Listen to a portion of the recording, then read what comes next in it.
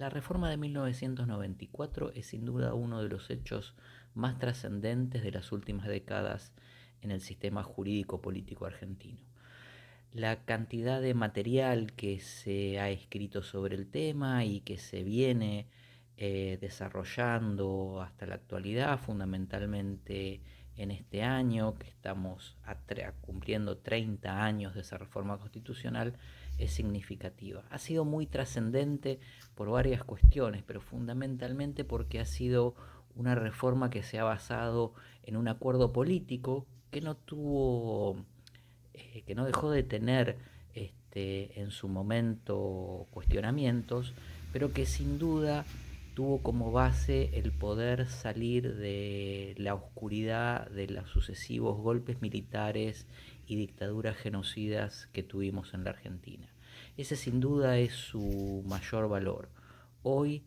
a 41 años del recupero de la democracia, podemos decir que esta reforma constitucional ha venido a fortalecer el sistema jurídico político argentino. El interés de reformar la norma fundamental y ponerla al servicio de nuevas necesidades. El acuerdo político entre el presidente en funciones y quien lo precedía en el cargo fue conocido popularmente como Pacto de Olivos y se expresó en el núcleo de coincidencias básicas.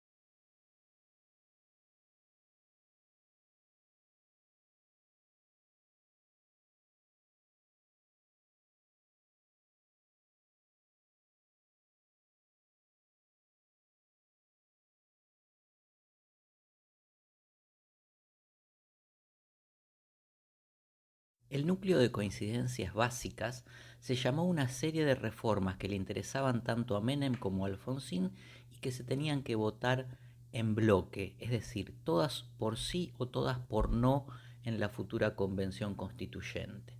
Eran temas que interesaban a ambos partidos y por eso los dos partidos mayoritarios se pudieron poner de acuerdo tanto para alcanzar las mayorías necesarias en el Congreso para dictar la ley de la reforma, la ley 24.309, e instalar meses después en Santa Fe y Paraná la convención constituyente. Lo primero que incluía ese núcleo de coincidencias básicas era la posibilidad de la reelección presidencial en forma continuada, acortando el mandato del presidente a 4 años y eliminando el colegio electoral, es decir, la reforma indirecta, es decir, la elección indirecta del presidente. Otras cuestiones importantes que incluía esa reforma constitucional era introducir la figura de un jefe de gabinete para atenuar el presidencialismo y reglamentar también los decretos de necesidad de urgencia y los decretos delegados, todas facultades presidenciales que, si bien habían sido de práctica durante los años posteriores a la recuperación democrática, no estaban constitucionalmente delimitados. Esa era una forma que entendía Alfonsín de que el Poder Ejecutivo podía tener ciertas cláusulas de contención o diques de contención para, digamos, que no sea ejercido de forma absoluta. Incluyó también la reforma al requisito de que el presidente debía participar de la religión católica apostólica romana y, entre otras cuestiones institucionales, se amplió a 3 el número de senadores por provincia y su elección se hizo en forma directa, también acortando su mandato a 6 años y no a los 9 que originalmente se encontraban en la Constitución histórica. Otra de las reformas importantes fue la creación del Consejo de la Magistratura, que iba a intervenir en la elección de postulantes para jueces federales y a su vez en su remoción. Esos eran temas centrales, también la elección directa del jefe de gobierno de la ciudad de Buenos Aires y la posibilidad que esa ciudad se dictara su propia constitución. Sin duda también una de las cuestiones centrales de esta reforma es la introducción de nuevos derechos y garantías. El artículo 36, con su defensa del orden democrático, votado unánimemente por toda la convención, luego la introducción de los derechos políticos, la introducción de elementos de democracia semidirecta como consulta popular vinculante e iniciativa popular de leyes,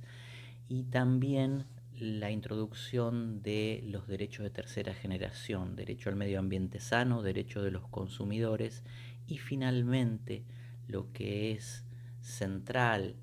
y muy importante, la introducción o la constitucionalización de las garantías constitucionales.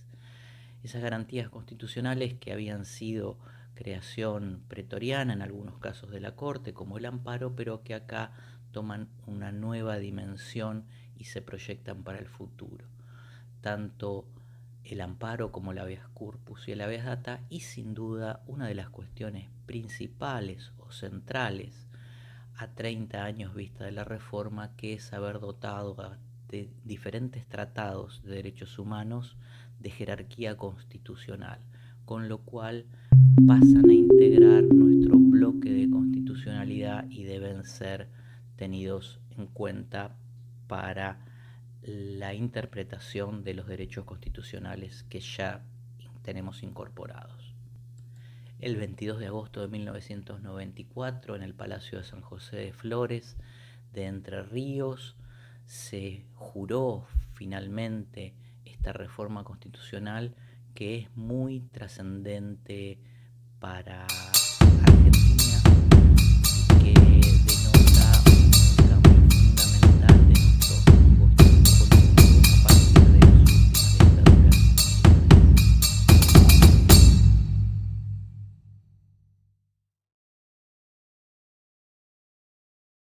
En definitiva, a partir de 1994, nuestro país tiene una constitución adecuada a los tiempos modernos, de vanguardia en cuanto a derechos y garantías, y fundamentalmente con la conciencia de que la vida democrática y los derechos humanos nunca más pueden abandonar nuestro sistema político.